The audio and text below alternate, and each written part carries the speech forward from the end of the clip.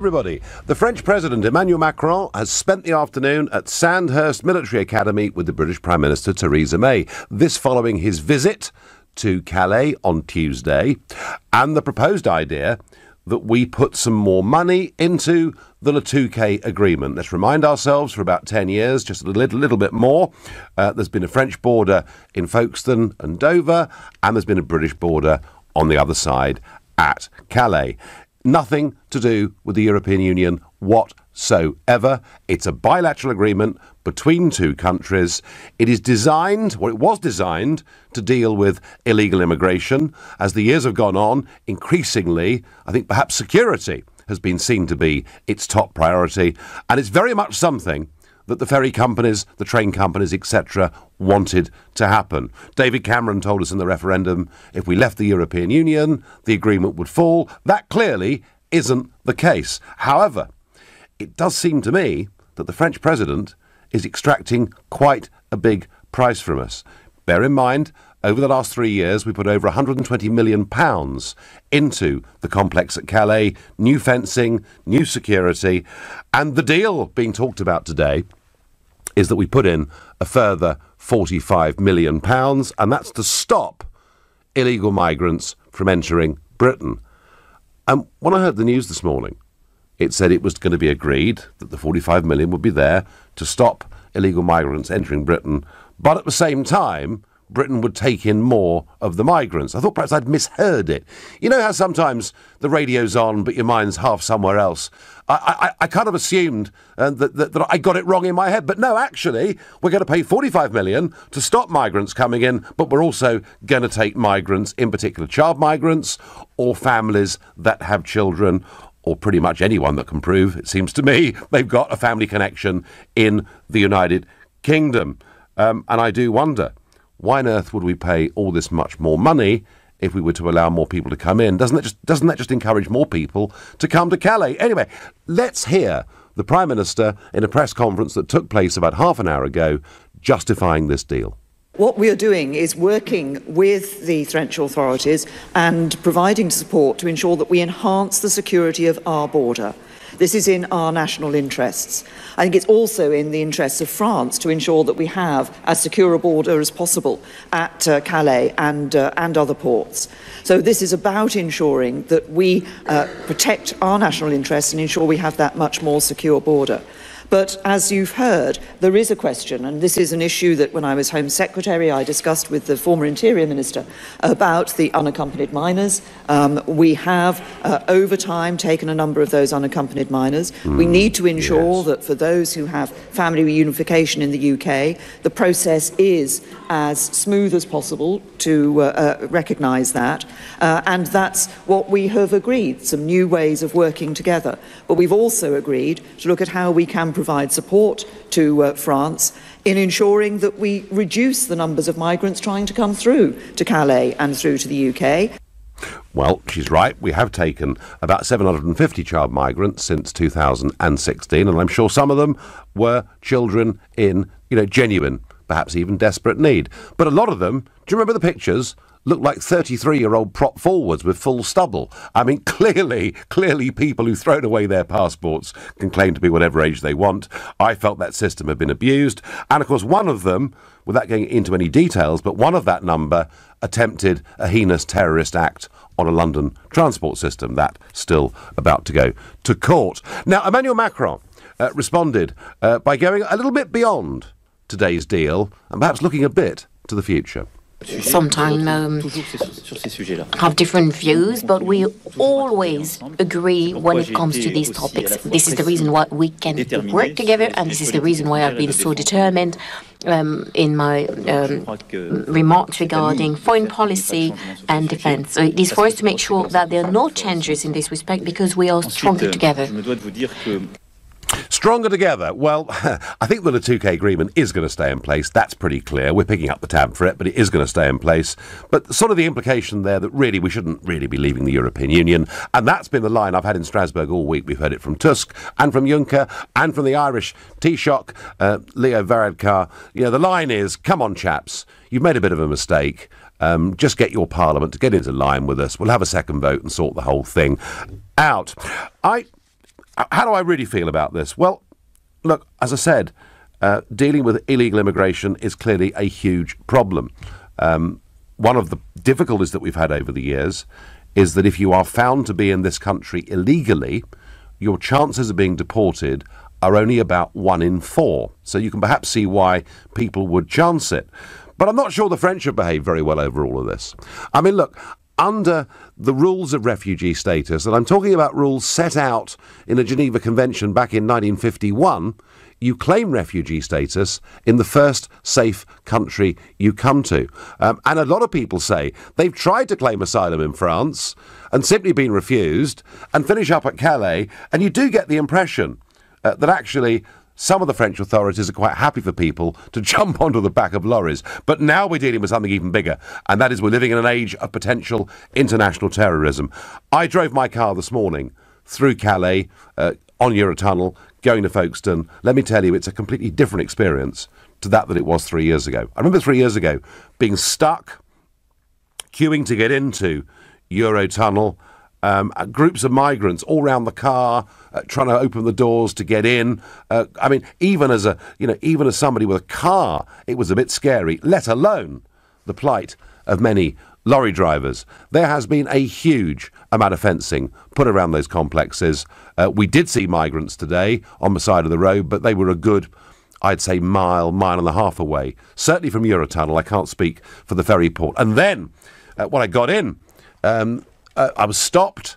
Everybody was stopped, actually, and there was a French team, a French woman, a sort of border force, who in sort of Pink Panther French said she was looking for explosives, and yeah, the car was all, this thing was scanned all over the steering wheel, and the boot was opened up, and the back door was opened up, and we were allowed through, and then our passports were all scanned and checked. I mean, you do actually get the feeling now, at both sides, that genuine checks are taking place. Good is all I can say. And increased time at borders is nothing to do with us leaving the European Union. This is happening all over the world because of the threat of terrorism. So do I mind us spending a bit more money to make our country a bit safer, to stop people with guns or explosives getting in? No, I don't, actually. But why is it that we're picking up all of the tab and at the same time are going to allow another wave of migrants into Britain? That strikes me not as being a deal, Mrs. May. It strikes me as being a capitulation verging on humiliation. And if this is how well she does negotiating with the French president, God help us when it comes to this trade deal that we're going to start negotiating in March. She clearly isn't very good at it. Is it worth it, folks? Let me know what you think on 0345 6060 973. You can text to 84850. You can tweet using the hashtag Farage and LBC at LBC. You can watch us live on Facebook and comment there too. And we're going to Sevenoaks to speak to Craig, a new caller to the show. Good evening, Craig. Good evening, Nigel. So tell me, Craig, do you think our Prime Minister has got a good deal today? I think she's been smoking drugs, personally. Well, do you know what? There are many, many things we could accuse the Prime Minister of. I have to say, I think smoking drugs is quite low on the list. Well, possibly, but she's been doing something. She's clearly got no idea of negotiating anything at all. Clearly. How can she agree to take more migrants and pay a bill? You either do one or the other, not both. Craig, as I say, when I heard the radio news this morning, I thought I'd misheard it. I assumed we were paying the money to stop people coming, not paying the money and taking more people. Or review why they're coming here. If they're coming here to get housing and benefits and all that, great. Okay, that's fine. If that's why they're doing it, well, stop them. Stop providing housing and benefits for them. Well, they're going to get, Craig, they're going to get housing and benefits if they are accepted in this country as refugees. They won't get housing and benefits if they come in illegally and disappear and work in the black market and all the rest of it. But either way, we want proper border controls, and we do. Absolutely, we want to be secure, and we haven't been for decades, and it's embarrassing, really. But So do you rather agree with me that if this is the best deal she can get, or say deal, capitulation, to the French, it doesn't bode that well for the EU renegotiation, does it? She's going to get slaughtered. Going to get slaughtered. Absolutely slaughtered in the renegotiation. Oh dear, oh dear. Davis is not much better. Craig, she's going to get absolutely slaughtered. I hope you're wrong. I hope you're wrong, Craig. I really hope you're wrong, but I thank you. I'm going to ask Michael, who's calling from Oldham. Good evening, Michael. Good evening. Yeah, it's interesting that you seem to be complaining about the 45 million that we're paying to keep our border safe, but then also we're taking on migrants. And I will agree with you. It seems like it's a very strange thing that she's negotiated. Yes. Like having two different types of things. Mm-hmm. But what would you have us do? What would you do if you were in her shoes? Okay. This negotiating. Do you know what, Michael? I do actually think, because there are more illegals that want to come into the United Kingdom than there are illegals who want to leave the United Kingdom and go to France. And for that reason, I think the Le Touquet deal has been useful. Certainly the numbers of people caught attempting illegally to get into Britain has fallen from 80,000 a year to 30,000 a year. And that indicates to me, Michael, that spending some money on this is a good thing. I'm a little bit concerned that we're picking up all the tab, but I'm not fundamentally, Michael, objecting to spending money to make Britain safer. What I would do different is to say that if people are going to claim refugee status, they do so in the first safe country they come to. And my fear, Michael, with another wave of child migrants, is many of them won't be children, and all this will do is play into the hands of the traffickers and mean more people finish up living in abysmal conditions in Calais. Well, one thing that's interesting is and this is something that I've experienced twice before, because I've lived abroad. I've lived in the Middle East and I've lived in Norway for a short time as well. And when I went in, they counted me in and they counted me out when I left. Yep.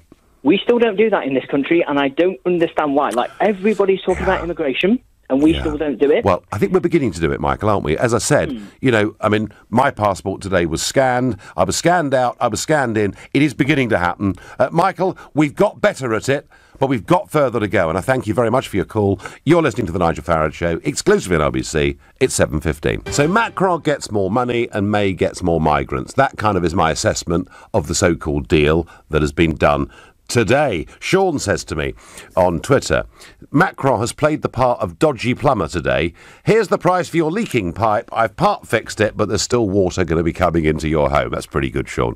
I like that. Sam in Worthing says, it's a great deal. 700 migrants for a secure border. Give me a break. What are you whining about? Well, Sam, what I'm whining about is it was 700 migrants, or 750 since 2016. It'll be another 500 or 700 now. And next year, Sam, we'll be having the same conversation, because all an act like this does is to encourage yet more people to come. And Ronnie's on the money on Facebook. He says, Nigel, surely you're fully aware that these migrants go into France because they're in Schengen, and yet the French have the audacity to pass them on. You're quite right. So Schengen means that you land in Greece, you land in Italy, you cross border free into France, and the French have got no idea who's coming into their country. They see a problem at Calais and they're quite happy, frankly, to shunt much of that problem on.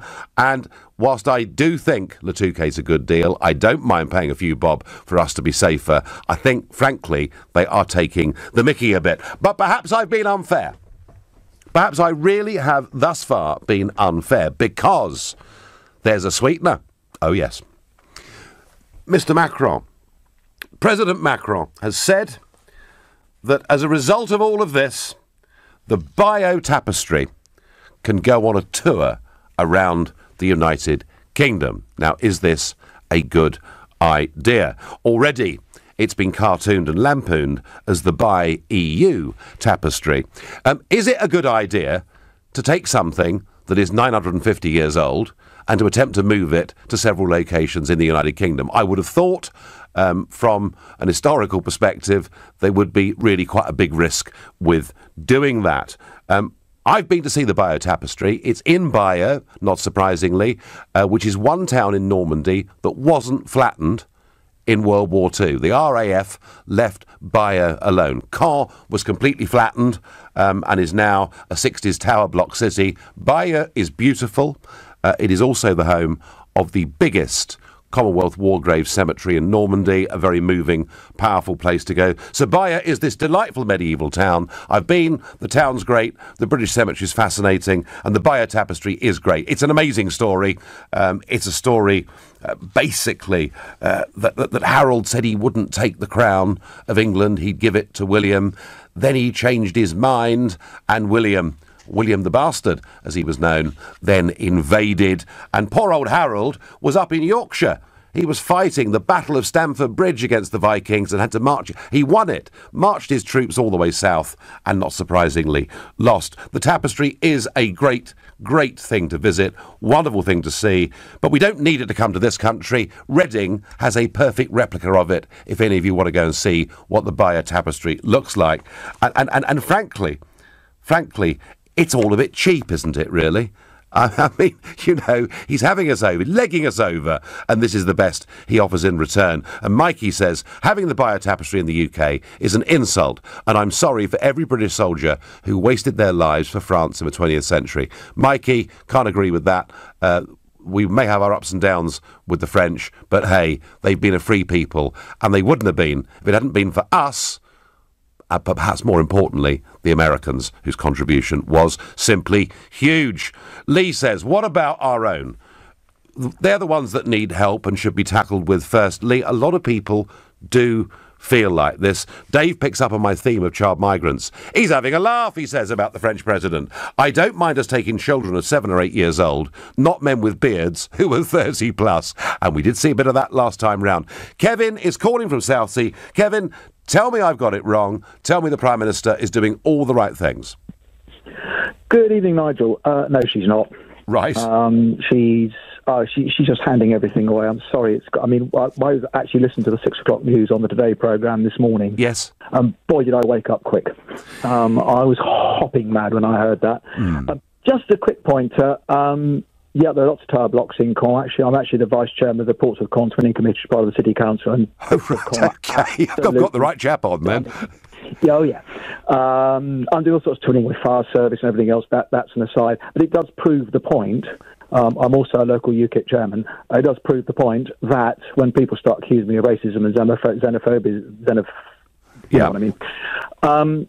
Saying, well, no, because I speak the language. I'm out there fostering links. But no, Mrs. May is selling this country down the river, and to suggest that we're going to pay 44 million quid on top of the 40 odd billion that we have apparently promised, just so we can move on to the next stage of the talks. Yeah. Mr. Barnier was saying, "Hurry up, the clock's ticking," and then he postpones it for 3 months. I know that Kevin, I found unbelievable. Also, fair to point out that the EU has its own fund to deal with the migration crisis, of which, of course, we're a contributor to as well. I mean, Kevin, I'm interested to hear what you say about the sellout. I mean, Glyn says to me on Twitter, Glyn's from Swansea, he says, with reference to Macron and May, this is the beginning of the great Brexit sellout. There is treachery afoot, says Glyn. Would you agree with that, Kevin, or is he going too far? No, absolutely not at all. Go back to the whole history of the referendum. I was sitting up in the Guildhall watching the telly until the vote had to be yes to get out. Where I went to bed a very happy teddy bear, as you can well imagine. I've read your book with Aaron Banks. I know exactly what you guys are up to. And you look like you're having a jolly good time too. Well, there's no point doing it unless it's fun, Kevin. I mean, it's important. It was important, but we had a bit of a laugh on the way. Absolutely not. Oh yeah, too right. But ever since then, it's been delay and obfuscation. Cameron said, if you decide to leave, the letter will be in the post the following morning. Well, yeah, it was. That was his resignation. May got voted in. I know. Voted in. Everyone fell out. I know. It is. Kevin, it is painful, but I'm going to stop you there because this is not directly a Brexit debate. And actually, what's interesting is Cameron tried to link this Le Touquet deal with EU membership. And what you've seen today, even though Macron thinks we shouldn't be going is actually this deal is a standalone deal between two countries. It has suited us in many ways, but boy, we're paying a big price. Kevin, I thank you very much indeed for your call. Aaron is calling from Sevenoaks, another Sevenoaks caller. Good evening. Good evening, Nigel. What May should have done is said to Macron, yeah, we'll give you the 45 million. That's no problem at all. Okay. But you've got to match it pound for pound by spending and securing your southern borders. And once we see that you've got the commitment, because that's where the problem is. The problem is the Schengen is, we all know, we've just been speaking about it, it's the Schengen Agreement. And how many people know that the Schengen Agreement has actually been incorporated into EU law by the Amsterdam Agreement of 1988? So because it's been incorporated into EU law, if there is another referendum and this is overturned, there is nothing we can do. We will be forced to adopt the Schengen Agreement, and we will be in a situation where we will be able to do nothing about it. Yeah, I mean, the only advantage we would have, if that worst-case scenario came to pass, is that we are an island, and we have every right to protect our security, and I just do not see... do you know what? Politically, I think, Aaron, it would be impossible for a UK government to say, do you know what? We've stopped checking passports. I just don't believe it to be possible. But, Aaron, again, you sound pretty angry about what's happening here. Well, I think it's the British taxpayer having to fork out and pay for problems that are not that don't emanate from the UK. Yeah. You know, this is an agreement that by the European Union. The Hungarians pay no attention to this at all. Oh, they've got fences everywhere. I know they have. Absolutely. Absolutely. And the Serbians, and so you've got countries, and Poland also.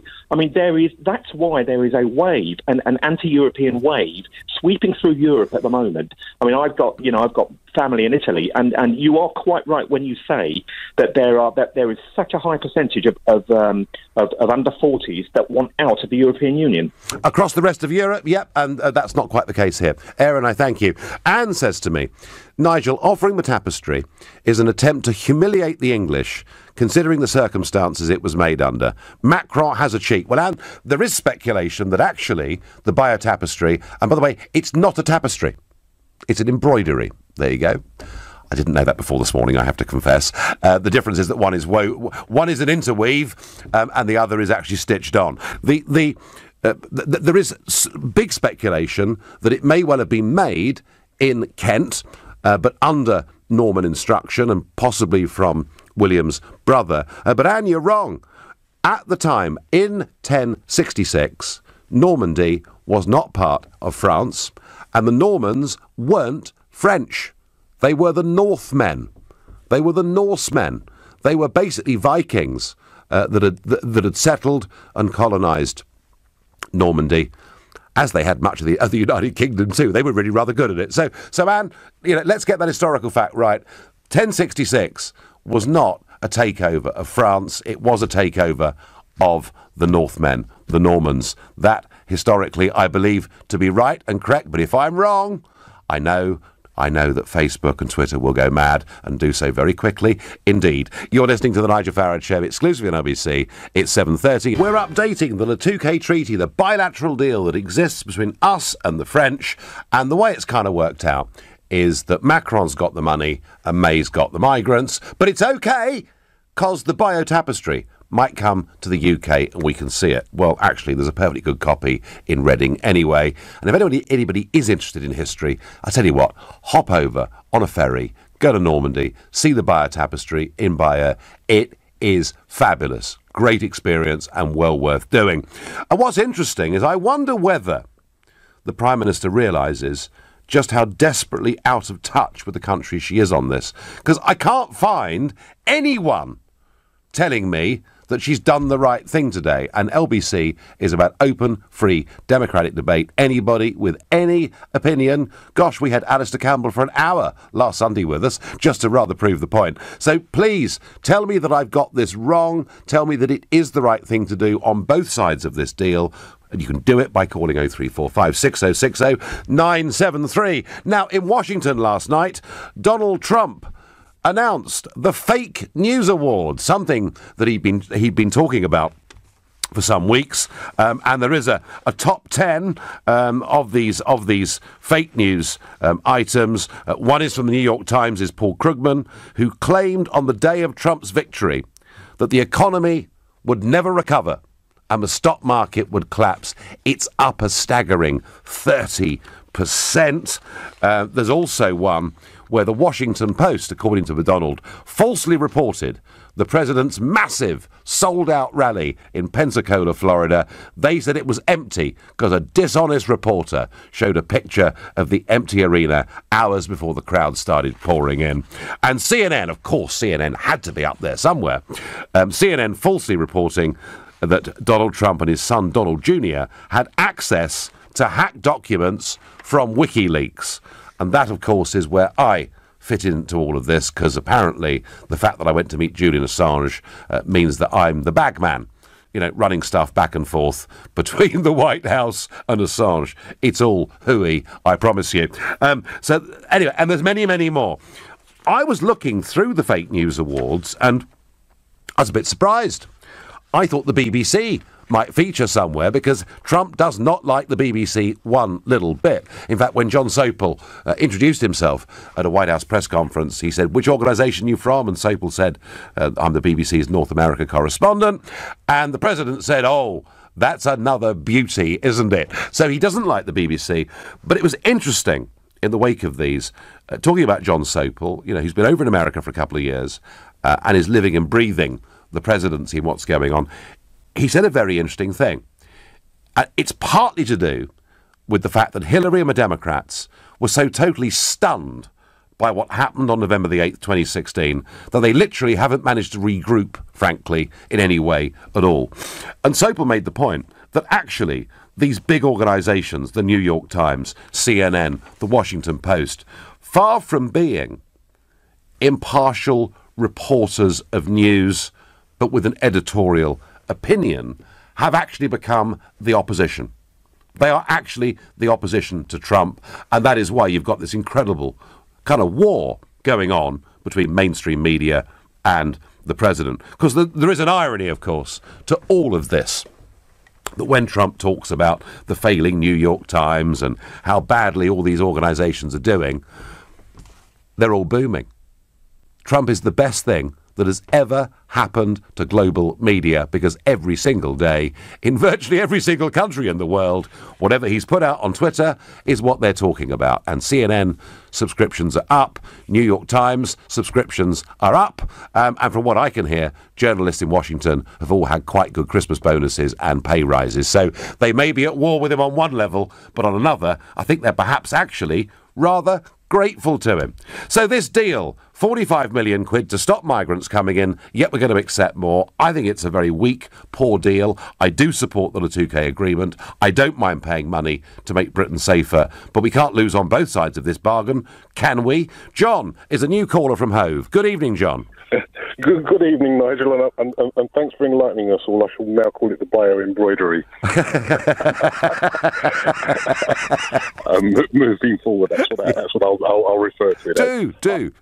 I have to agree with you on the 45 million. Yes, we have to pay it. If the roles were reversed, we would insist. I would expect them to pay it if we had migrants trying to crash over there, and that's although that. All right, John. Paying for is Britain. John, that's interesting. John, that's really interesting. So are you saying that if just down the road from you in Folkestone there was a big camp of illegal immigrants looking to stow away on lorries to get into France, and we asked the French for another 50 million, do you think they'd pay it?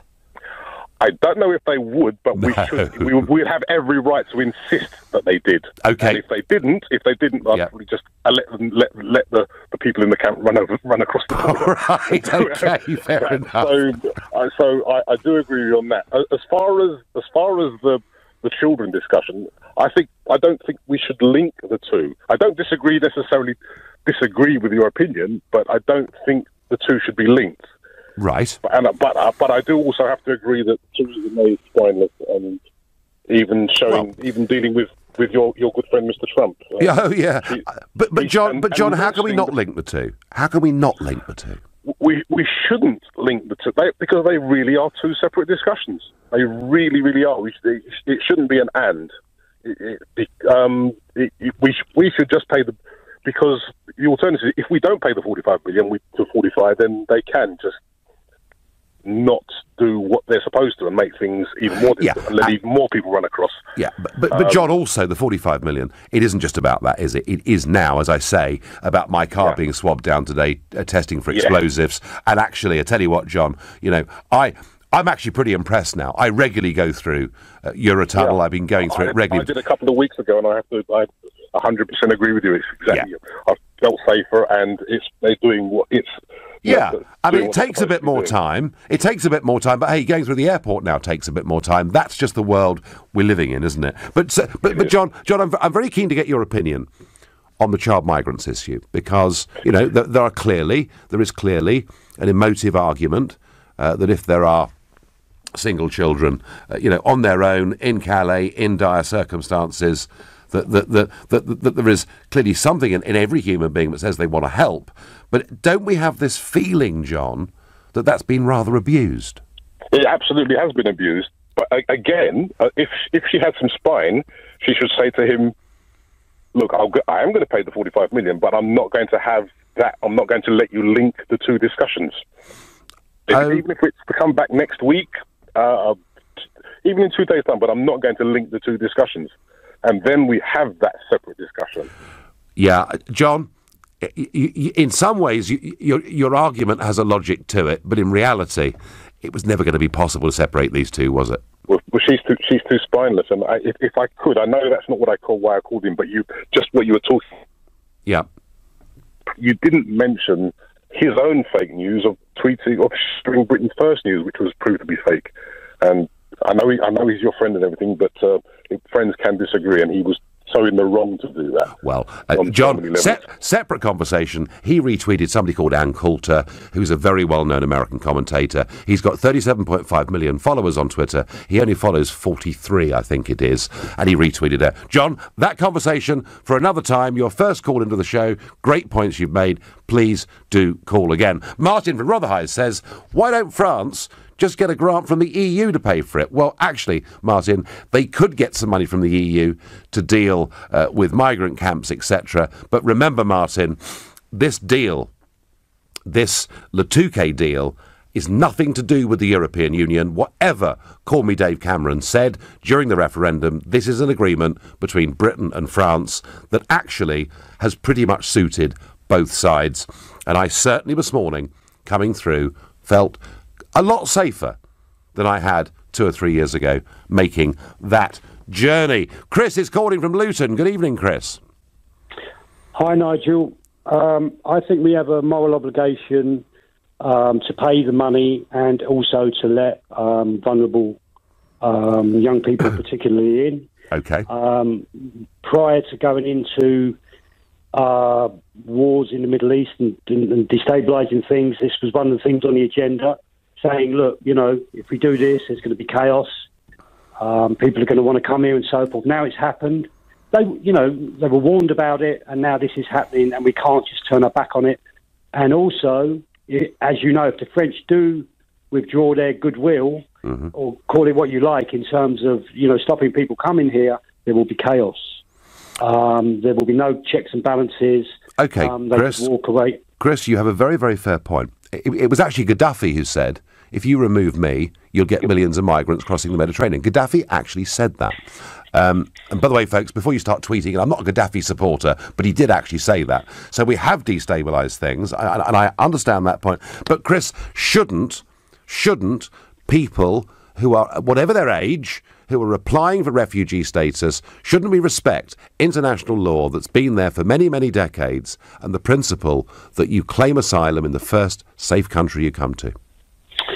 Well, obviously there's complications there, and the French probably aren't bending over backwards, or other countries necessarily that they come through. But, they weren't necessarily the countries that went in and destabilised the countries we're talking about. Not all of them. We know that they come from subcontinent Sahara and so forth. But, as you say, in Libya particularly, where people probably would have stopped and worked and maybe gone back, Now we have a situation... And it's become lawless, Chris. I mean, Libya has become lawless, and it's the traffickers. These people are moving across the Mediterranean, and it's the traffickers that are doing it. Chris, you say we have a moral obligation. I do understand the point you're making. How broad and wide should that moral obligation be? Should it be a few hundred this year, a few hundred next year, a few hundred every year? I mean, just how far, Chris, do you think the British government ought to take this moral obligation? We know that we haven't taken, really as many as other countries. We were, again, keep sort of repeating myself, at the forefront of talking about, bringing democracy to countries and so forth. And now we have to pick up the consequences of that. We can turn around and go, oh, well. And Nigel, I've got to say one thing about the sort of dehumanising way that the people are spoken about. Migrants laughing about people. These are people that are in serious doo-doo. Oh, Chris, many of them are in serious doo-doo. And, of course, thousands have drowned crossing the Mediterranean. And I do understand what you're saying. We have a long tradition in this country of helping those in need. I'd like to see us stop people drowning crossing the Mediterranean. Chris, I thank you for your call and putting very eloquently and passionately the other point of view. You're listening to the Nigel Farage Show, exclusively on LBC. It's 7:47. So we might get the chance to see the original Bayeux Tapestry because President Macron may bring it across to the United Kingdom. I hope they don't charge us an entry fee, because we'll have paid it already, won't we? The 45 million extra that we're giving to build more security at Calais, and that's to stop migrants getting to Britain, and yet, in the same deal, we're also going to accept more migrants from Calais. Doesn't make a great deal of sense to me. I think the Prime Minister has been weak on this. I really do. The other thing that was discussed, and we haven't really got full details of this yet, but defence was also discussed, because not only are we members of NATO, but we of course also have, the St Malo Treaty with France and a great degree of military cooperation there too. I would love to have been a fly on the wall when Emmanuel Macron talked about the development of the European Army, which he is Air Force and Navy, which he is so enthusiastic about. And so far, from what little I heard of Theresa May saying on this today, she seems to think that's a frightfully good idea. Well, I think, to be honest with you, if they do develop a full European army, we've got to be very careful. If we tie ourselves too closely to that, I think that poses a big threat to NATO. And that's something, one of these evenings, we will debate at length. I'm worried about that. I still think that NATO is where we should put our faith in terms of defence organisations. And if we get too close to a European army, we will threaten that relationship with the Americans. Lisa on Facebook says, Theresa May needs to go. She is not listening to the people who basically pay her wages. Pamela says, regarding the Bayeux Tapestry, well, embroidery. As you say, we have a really good replica here. We don't need the original. It's there, folks. It's in Reading and in London, in Chiswell Street, in the old brewery site where Whitbread's Brewery used to be. There is also Operation Overlord, a D-Day tapestry stroke embroidery, which is of the same dimensions as the Bayeux Tapestry. That's about 75 yards in length. So there are plenty of tapestry stroke embroideries to see in this country anyway. Be awful, wouldn't it, if something that was 950 years old and an amazing piece of work, which I loved going to see, I recommend if you get the chance that you do too, be terrible if it got damaged, wouldn't it? Being transported across the channel. Jamie says the French government should deploy more police to Calais. Jamie, over the years, I can tell you, French policing on the outside Calais has been pretty erratic. Linda says, giveaway is at it again. The NHS on its knees, and she's giving away another 45 million to a country that has an illegal migrant problem because it refuses to control its borders. Linda, it does refuse to control its borders because it believes in Schengen. Crackers, in my view. Lorraine is calling from Worcester Park. Lorraine, good evening. Hello, Nigel. I'm a bit nervous. Well, don't be nervous. Just imagine we're having a cup of tea or a glass of something stronger. Okay. So, I mean, tell me, do you feel that the Prime Minister has done the right thing or the wrong thing? Oh, God, what has she done? She's just sold us out, hasn't she? She really has sold us out. She needs to go. She definitely needs to go. We've given her too many chances. She just needs to go. Is it, Lorraine, is it that you just think she is a bit spineless, doesn't stand up for us? I mean, Spineless. She's gutless. She's spineless. I can't even bear to look at the woman's face. She makes me sick. I just can't even bear to look at her. Who am I going to vote for? I can't vote for Conservatives. I can't vote Labour. I can't vote UKIP. Who do I vote for? Oh, Lorraine. Well, that's a bigger debate. But I mean, now, that is, yeah. Now, when you talk about Theresa May like that, I remember at the end of the Las Vegas debate when Hillary and Trump had been tearing chunks out of each other. And the interviewer said, "Can you please say one nice thing about each other?" Is there anything nice you can say about the Prime Minister, Lorraine? No. Nothing? Right. No, because she's had too many chances, Nigel. Too many chances. And she's how many lives has she got? How many lives has she got? I mean, you know. Lorraine, I have to say, I think in many ways you are right. I don't think she's a leader. Not at all. She may be perfectly competent in a junior ministerial role. I don't see her as a prime minister. I don't see her as a leader. And I do think, Jeremy Hunt went in to the Cabinet Office to have his job changed, and 2 hours later he came out. He was still in the same job. Well, that speaks volumes, doesn't it? So if she can't even shuffle her own team around... Well, there you are. Yeah, there you are. Yeah. It speaks volumes, doesn't it? Lorraine, she's not up to it. Thank you for the call. Calm down as the evening goes on, otherwise you won't be able to sleep. But I do understand your upset and your anger. You're not the only person feeling it. And our last caller this evening is Andrew. We've had a lot tonight, new caller to the show, and he's calling from Stoke. Good evening, Andrew. Good evening, Nigel. Nice to speak with you, first-time caller to your show. You're very, very welcome.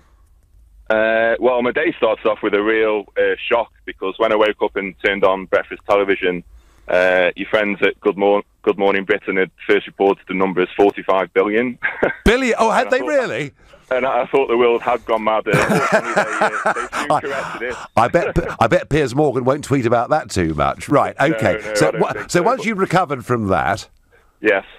Well, I think we know what's been said today in terms of the deal, the 45 million and the refugees. But I think perhaps what's important is what's not being said. So obviously Merkel and Macron are very important figures in Europe. They hold a lot of power. Yes. So how much of this is making sure that they're on side and they can give us a good deal on trade, goods and financial services? Do you know, that was what we debated on Monday night on this show.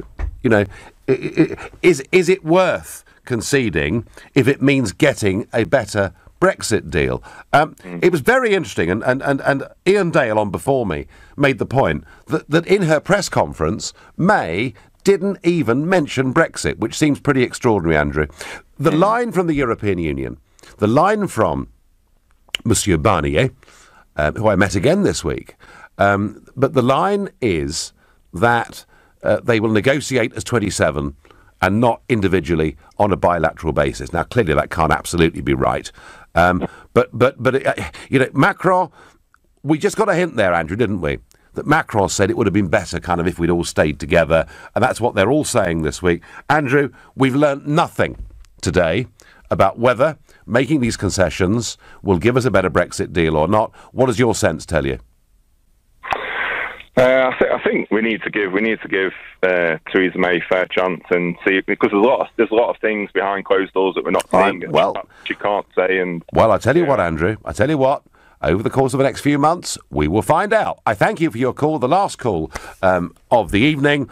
I'm going to be back here on Sunday morning. It's the 21st on Sunday. It's 1 year since I was there at the inauguration, and we will talk Trump 1 year on, success or failure, fake news or not. Coming up tonight at 10 o'clock, it's Ian Collins, but up next, it's Clive Bull. Nigel, thank you very much.